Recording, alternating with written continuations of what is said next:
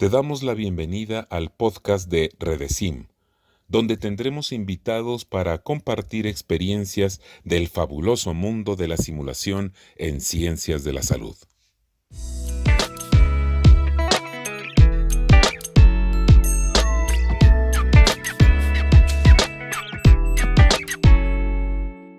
Hola, buenas tardes. Estamos aquí para llevar a cabo el tercer podcast de Redesim. Soy la doctora Vianey Barona y hoy estamos con nuestra gran invitada, la doctora Ariadna Cerón, con la cual vamos a compartir el tema, la importancia de la simulación en ciencias de la salud. Bienvenida, doctora Ariadna. Hola, ¿qué tal? Muchas gracias.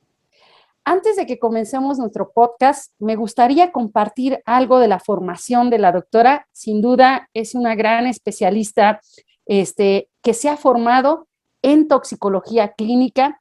Ella es médico de urgencias y tiene maestría en salud pública y administración de hospitales. Tiene un diplomado de profesionalización y evaluación docente.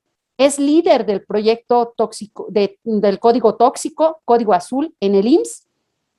Tiene un diplomado de dirección general y actualmente es la directora del Centro de Simulación para la Excelencia Clínica y Quirúrgica del IMSS, CECIEC, aquí en el Centro Médico Nacional. Pues antes de entrar de lleno al tema, me gustaría comentarte, Ariadna, que este podcast llega a diferentes personas que apenas están introduciéndose a la simulación y personas que ya tienen experiencia en simulación. Por tal motivo, me gustaría iniciar esta entrevista preguntándote a ti, ¿cuál es la definición que tú das de la simulación clínica? Claro que sí, muchísimas gracias. Agradezco muchísimo el interés que tienen ustedes en este tema. Y para todos los que estamos iniciando, algunos ya tenemos un poquito más de tiempo, algunos definitivamente vamos con un proyecto nuevo de simulación y me gustaría comentarles que sin duda para nosotros viene a ser una herramienta pedagógica en donde te va a ofrecer muchas posibilidades, pero sobre todo posibilidades de realizar de forma segura, de forma eficaz, muy controlada, una práctica profesional, lo más acercado posible a lo que vas a vivir día con día, de forma muy general.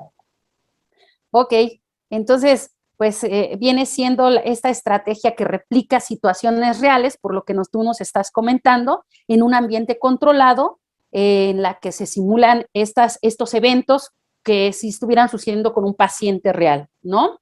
Entonces, esto nos hace acercarnos casi a lo que se puede vivir día a día en un hospital, en una clínica, en un consultorio, etcétera, con un paciente. Entonces, creo que tomando en cuenta esto, considerar cuál es la importancia de incluir la simulación dentro de los currículos, dentro del plan de estudios, dentro de un programa académico. ¿Qué consideras tú sea importante de incluir esta estrategia en el currículum? Sin duda es una gran pregunta y una de las principales consideraciones por las cuales se crea el centro de simulación en donde nosotros ahorita pertenecemos es por ese desconocimiento a que en cada una de las especialidades tienen ya un currículum y difícilmente se apegaban muchas especialidades a cumplir con todas las competencias que nos exigen todas las áreas en la preparación para hacer alguna especialidad médica. Durante la simulación se estimulan muchas habilidades que son cognitivas, como ustedes lo saben, para poder llegar a una asertividad en la práctica. No obstante, si nosotros pensáramos en educación muy tradicional, como a nosotros nos enseñaron, la adquisición de todas estas competencias se generaban, pero en la práctica real. Todos nosotros nos enseñaron una práctica real sin realmente tener el conocimiento que cada uno de nosotros tenía una competencia, una habilidad específica en realidad por cada grado de especialización que nosotros realizábamos. Esto, al no contar con centros de simulación, al no contar con esta gran estrategia, herramienta docente, pues sin duda lo que se hacía era prácticamente seguir un temario normal en donde las clases eran, como bien lo mencioné, que eran de forma tradicional. Pero había un ambiente completamente de incertidumbre, en donde aumentaba sustancialmente la probabilidad de que ocurriera alguna iatrogenia, como ustedes saben, al famosísimo error profesional de la salud.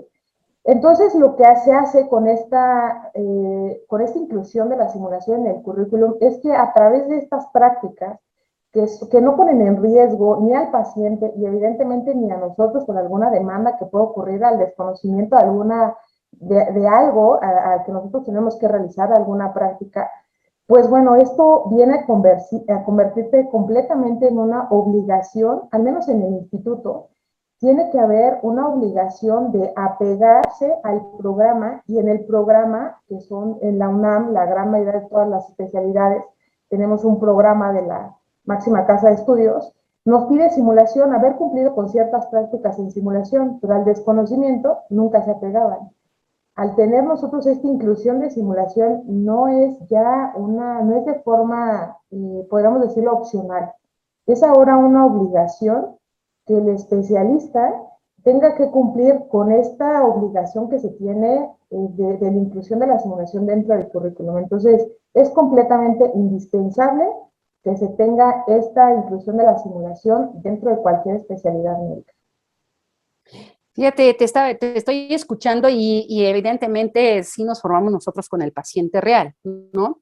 Y esta parte de tener incluida la simulación dentro del currículum es relevante por todo lo que tú dijiste, pero hay diferencias. Por ejemplo, en el IMSS ya tienen toda una planeación, un programa y un plan estratégico educativo donde se incluye la simulación, pero existen otras instituciones de salud, digo, no voy a mencionar ninguna de estas, pero otras instituciones de salud que carecen de estos programas, y considero que esta experiencia que están teniendo ustedes en el IMSS con todos los centros que están desarrollados a nivel de toda la República, sea una experiencia compartida para poder evidenciar que es importante que tener un programa de simulación incluido en el currículum de la formación de cualquier médico especialista. Sin duda esto es muy, muy importante. Y hablabas tú del error, hablabas tú de que se cometían estos errores al tratar de adquirir estas habilidades psicomotoras, y pues sí, con el paciente real yo aprendí a meter una sonda nasogástrica, ¿no? Cuando nunca en la vida había practicado colocar una. Entonces, ¿qué tantos daños se pueden hacer a estos pacientes? Y va dirigida mi siguiente pregunta. ¿Qué opinas tú del error que se comete cuando se desarrollan estas actividades de simulación? Pues bueno, hay una frase que me gustó mucho donde empiezan exactamente hablando de simulación en la UNAM, donde refería que los errores que no son fatales, ¿no? En donde me encantó esa pequeña frase, que no son fatales, porque evidentemente con la simulación tú te puedes equivocar infinidad de ocasiones, porque para eso está el poder entrenar una y otra vez con simuladores en donde te pueden dar hasta una autoevaluación, te pueden decir en dónde, si están siendo oportunas tus compresiones, si están siendo de calidad, por ejemplo, ¿no? Los simuladores tienen ya esa capacidad de poder grabar, de poder guardar en un registro de todo lo que hacen los participantes. Más tarde, cuando termina la simulación, se pasa un proceso que, como ustedes van a empezar, algunos que ya están dentro de la simulación, algunos van empezando, que es esta parte del debriefing, un análisis, en donde, pues bueno, se van a reunir con el grupo de estudiantes y, bueno, sin hacer ningún juicio, van a empezar a poder aclarar, analizar toda esa toma de decisiones que hicieron los estudiantes, ¿no? En donde, pues bueno, van a argumentar por qué se hizo de esa forma. Si se cometió algún error, pues bueno, el mismo estudiante va a caer en la autorreflexión de por qué lo hizo, o si se da cuenta si lo hizo o no hizo ese error. Si a pesar de sus argumentos él determinara que incurrieron en un error, pues bueno, el instructor va a demostrar mediante algunas estrategias que se tienen, pues bueno, que se consolide de cierta forma el aprendizaje. El alumno de todos los centros de simulación, de aulas, de laboratorios, se tiene que ir con conocimiento de algo, pero tiene que haber aprendido o por lo menos que le quedara claro que alguna acción que hizo no fue de forma correcta y que eso lo llevó, por ejemplo, a la muerte en ese caso clínico en especial. Pero ese es un error que finalmente no va a pasar absolutamente nada, porque el alumno va a llegar a reflexionar sobre lo que pasó. El error, desafortunadamente, no puede pasar ya con un paciente, por, evidentemente, por lo que ustedes ya saben, todo lo que implican los errores, ¿no? Y que el desconocimiento no nos exime absolutamente de nada. La ignorancia, el desconocimiento, la falta de pericia, eso no te exime absolutamente de nada en la práctica médica. Por eso es que, evidentemente, nosotros nos podemos equivocar todas las ocasiones que ustedes quieran, siempre y cuando sea bajo una simulación, ¿no? Por eso que les decía que esa frase inicial me encantó, errores que no son fatales. Qué interesante todo esto que nos comentas y relevante, porque lo que estamos entendiendo es que a través de este error que cometen estos estudiantes se aprende. Entonces también aprendemos del error porque sabemos las consecuencias sin esta pérdida de función o esta pérdida de la vida del paciente real, ¿no? Y yo creo que tenemos muchas historias nosotras dos para contar, ¿no? De tantas situaciones reales que vivimos cuando no se tenían las competencias necesarias para hacer un tipo de procedimiento o hasta siquiera una entrevista o hasta dar una información difícil, ¿no? Es complejo. Y esto me lleva también a preguntarte que para que alguien incursione en la simulación, ¿qué preparación debe tener o cómo debe estar formado? ¿Cualquiera lo puede hacer? No cualquiera lo puede hacer, pero sí les voy a decir algo que la verdad yo he aprendido en el tiempo que llevo de poder dirigir este proyecto, es que me he encontrado con mucha gente que no tiene ningún tipo de preparación docente ni en simulación y que tiene muchas ganas de poder transmitir el conocimiento y le fluyen las ideas de una forma espectacular. Que en muchas ocasiones nos hemos encontrado que hay personas que no tienen, que sí tienen una muy buena preparación, doctorados, pero no tienen ese mismo interés por la simulación. Entonces, yo prácticamente les podría decir que cualquier persona sí puede hacer simulación, no le quiten las ganas a nadie que quiera hacer simulación. Si nosotros detectamos a alguien que tiene el conocimiento, porque puedes tener mucho conocimiento de docencia, pero si no tienes los fundamentos, si no tienes habilidades también donde puedas desarrollar un escenario de simulación, pongo un ejemplo, código azul, es difícil que alguien que tenga una gran preparación en educación, pero no sabe de qué es un escenario de código azul, que no es nunca ha entrado a una reanimación cardiopulmonar, nunca ha hecho un código infarto, código ictus, por decirles algunas patologías, es muy difícil que eso lo pueda a veces transmitir. Y a veces nos hemos encontrado quien tiene mucha experiencia, tiene esas ganas de poder transmitirlo y lo que hemos tratado de hacer es irlo formando poco a poco en esto de simulación, lo más que se pueda, pero creo que pueden estar los dos extremos, ¿no? Hemos también tenido la gran fortuna de poder tener gente que hace una profesionalización docente, que además tiene mucho conocimiento en evaluación, simulación, y pues bueno, y además tiene toda la expertise de la especialidad a la que se dedicaron, y pues la verdad es un jugo que se le puede sacar enorme. Pero lo que sí les puedo decir es que cualquier persona que quiera transmitir un conocimiento, basta con que quiera poderlo transmitir de forma diferente, de forma innovadora, para que pueda hacer uso de la simulación. Y hay veces que hacen uso de la simulación y no saben que eso era la simulación y solamente es cosa de estructurarles también cómo ir pensando en esto de simulación y es bien fácil con esas personas. Se los prometo que yo me he quedado sorprendida de las personas con las que afortunadamente he tenido contacto, que tal vez nunca los han preparado en docencia, pero que son excelentes, ¿eh? Sin duda. Sí, ahorita que te estaba escuchando, regresé los años hacia atrás y hemos hecho simulación a lo mejor sin darnos cuenta, como tú lo decías. Ya cuando tú te formas como educadora en simulación, te das cuenta, esto lo hacía yo, pero no lo había estructurado en etapas de simulación o como se diseñan las actividades por simulación, etcétera. Entonces, es importante este mensaje que tú das, que el que desea ser educador en simulación, pues que se le dé la oportunidad de formarse, que tenga las bases de la simulación y que esa experiencia clínica, si es clínico de cualquier área de especialización, pues ahora sí que es un bagaje tan importante de conocimientos que los va a poder transmitir con esta estrategia en un ambiente controlado dentro de la simulación. Y creo que eso es muy importante. Ojalá este mensaje se quede ahí grabado para todas las instituciones educativas y de salud y más personas quieran formarse como educadores en simulación. Y entonces, si yo ya tengo formadores o educadores en simulación o personas interesadas en la simulación para incursionar en la simulación preparadas, viene otro aspecto muy importante. ¿Dónde vamos a llevar a cabo esta simulación?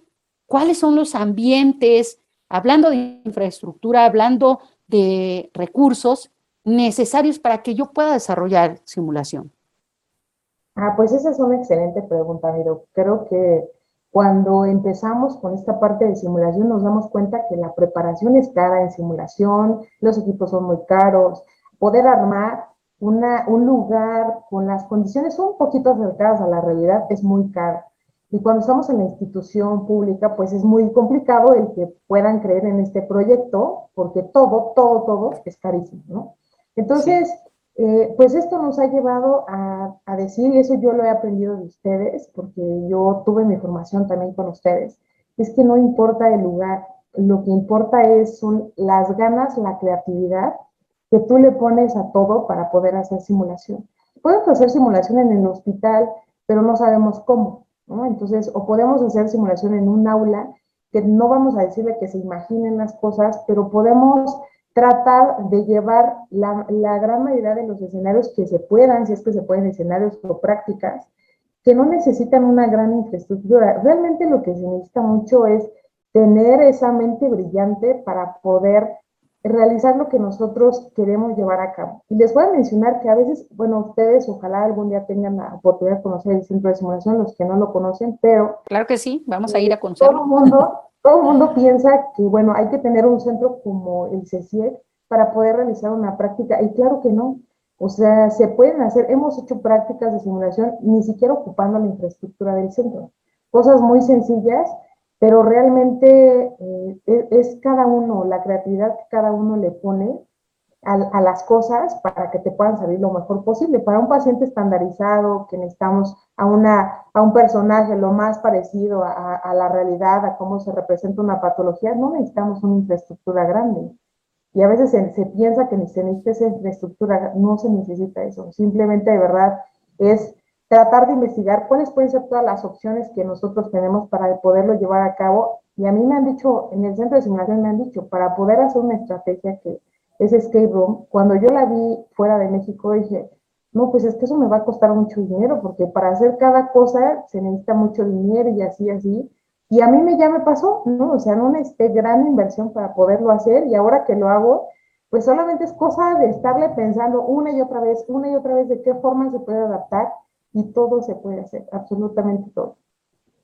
No, pues sí, interesante todos estos datos. Me gustaría que esa experiencia del escape room, tenemos una parte del blog también aquí en Redecim, que pudieras compartirnos, porque llegamos a muchas partes de Latinoamérica y esperamos también llegar hasta muchas partes de Europa y de toda América, Norteamérica. Entonces, ojalá pudiéramos compartir estas experiencias que nos sirven mucho, porque también hemos tenido la oportunidad de visitar otros países como Perú, como Bolivia, y los recursos son escasos.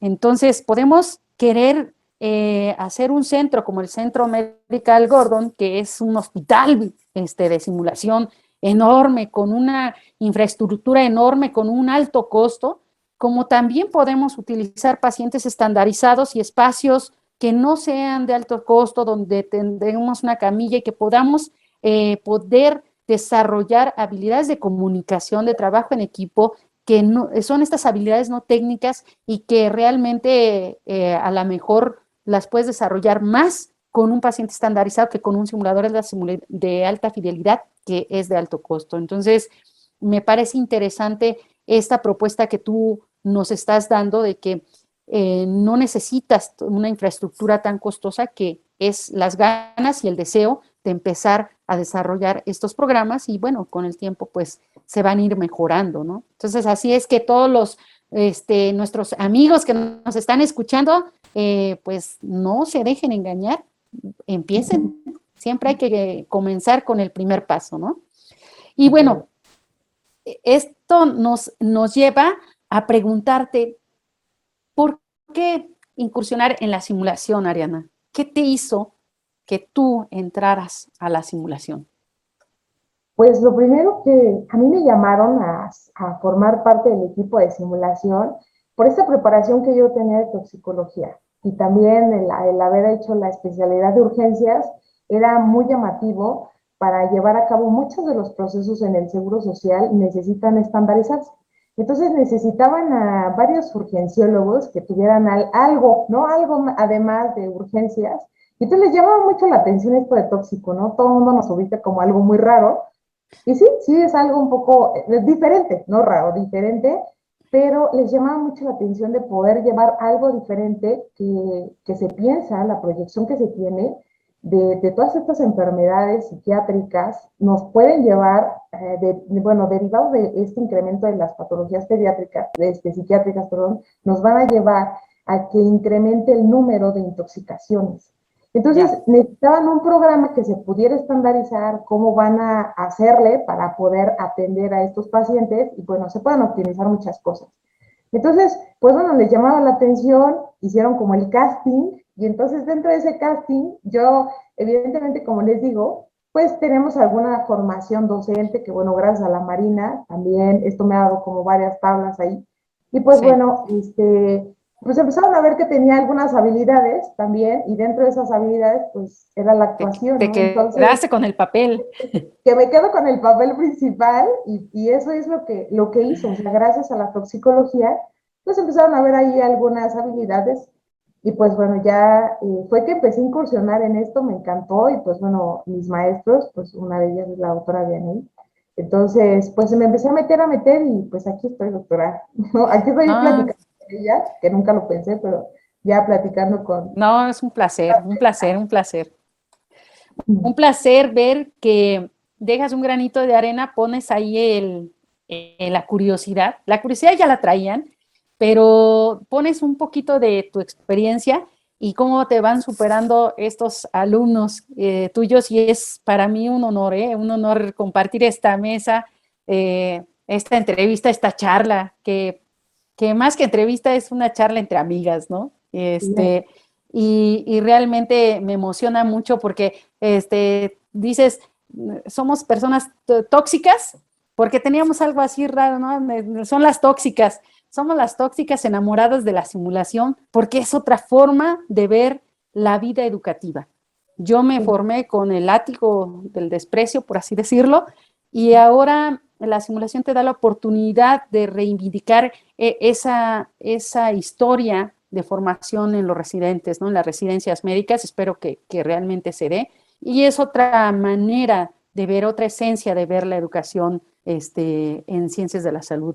Hablo de la médica por la experiencia mía, pero creo que en todas las áreas, ¿no?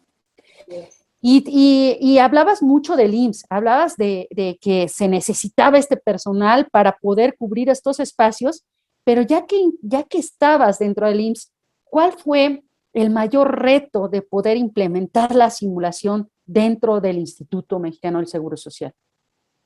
Pues bueno, esta pregunta me encanta porque el principal reto es darnos a conocer.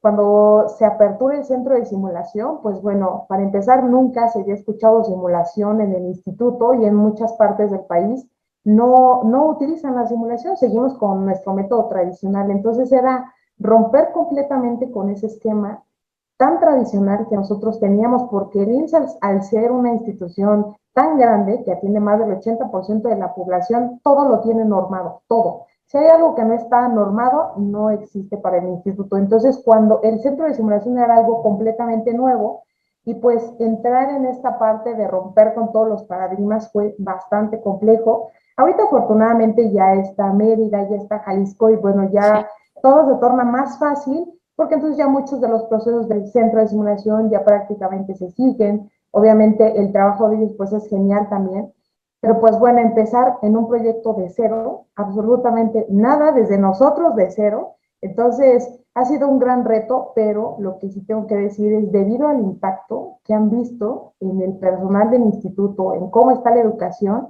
y cómo rompe completamente con todo el esquema que se tiene, pues bueno, ya lo que les comentaba hace un momento, que bueno, el INS, viendo este gran proyecto, pues ha querido incursionar, entonces ya quiere prácticamente utilizar la simulación, de verdad, se los prometo, en todo. O sea, si algo está fallando en el INS, de una forma automática piensa, oye, ¿por qué no lo llevamos a simulación? Entonces, hay cosas que seguramente les van a sonar raras cuando las escuchen, pero sí, efectivamente salen, ahorita salen del INS porque todo, debido a que esta estrategia ha sido muy buena, pues bueno, prácticamente se quiere llevar todo a la simulación.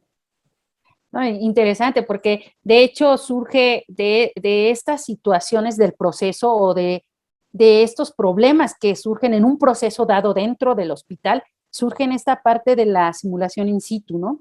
Y entonces hay que aprovechar esta simulación y llevarla al hospital y decir, bueno, ¿qué está sucediendo? ¿Por qué están aumentando las infecciones respiratorias en los pacientes intubados? ¿O qué está sucediendo con los neonatos que se están infectando, ¿no? Entonces, la simulación realmente abarca para procesos clínicos, para procesos administrativos, para procesos de gestión, y es un abanico amplio de usos de la simulación, ¿no? No por algo la simulación surge en la aviación y de ahí se deriva hacia varias áreas, incluidas la médica, ¿no? Entonces, interesantísimo esto, ¿no? Quisiéramos tener más tiempo para platicar y me gustaría saber, Ariana, ¿cuál es el futuro de la simulación en el IMSS? ¿Hacia dónde va la simulación en el IMSS? Pues bueno, esta pregunta me encanta, doctora, porque quiero que todos se emocionen igual que nosotros. Quiero que vean una oportunidad en dónde pueden hacer simulación. Tal vez cuando alguien se inscribe a un curso de simulación dice, pero ¿en dónde lo voy a hacer?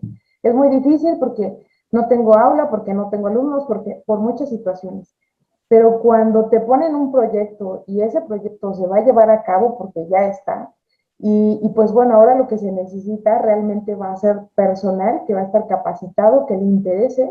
Entonces, el futuro de la asignación en el IMSS ahorita es hacer aulas de simulación. Es una infraestructura un poquito más pequeñas que van a estar a lo largo del país, pero donde se va a necesitar de muchísima creatividad, de talento, evidentemente es lo más importante. Yo considero que una parte muy importante es el talento humano y sin duda, pues que empiecen a interesarse en poder prepararse en simulación, en poder tener un poquito más de capacitación, de interés, porque lo van a utilizar, de que para el IMSS se queda la simulación y que ya va a ser el futuro de la educación, al menos en el instituto, y ojalá que en otras instituciones también lo realicen, porque les prometo que tiene excelentes resultados.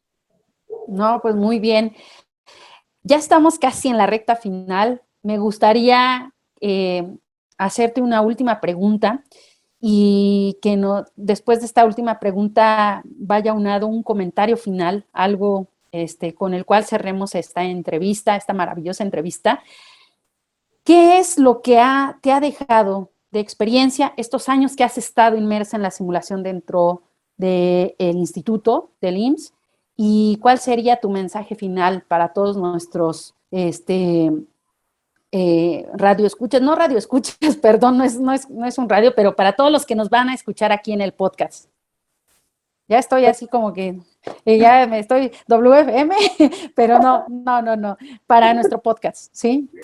No, pues, ¿qué les puedo decir? Para mí la simulación ha hecho un cambio en mi vida, no solamente en el aspecto profesional, en todos los aspectos, porque de tanto estar hablando del análisis, sin duda, si quieres que algo salga de forma efectiva, tienes que estarlo haciendo día con día, y hacer simulación, hacer debriefing todos los días también te lleva a un análisis, a un autoanálisis, de querer estar generando programas que tengan un gran impacto. Antes no lo veía de esa forma. Antes yo daba cursos, pero no veía cuál podía ser el alcance y ahora lo puedo ver.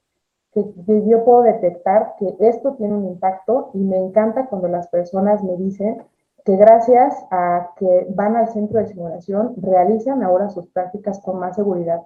Les prometo que tal vez puede ser muy trillado lo que estoy diciendo y tal vez lo han escuchado en otros lados, pero el hecho de que tengo monitores en los hospitales y que te digan que derivado de que se van preparando, no con una ocasión, son residentes que van de forma continua al centro de simulación, tú puedes ver un cambio y de verdad que qué más quisiera yo que todo el mundo fuera a los centros de simulación, a todos los que existen en el país para que se den la oportunidad y también a los docentes de poderlo estar haciendo una y otra vez. Sé que es cansado, porque sin duda no se hacen los programas de un día para otro, no haces pilotajes todos los días, pero la verdad que es un trabajo enorme de todos los que estamos detrás de un escenario, preparar una práctica y les puedo decir que dense la oportunidad de poderlo hacer.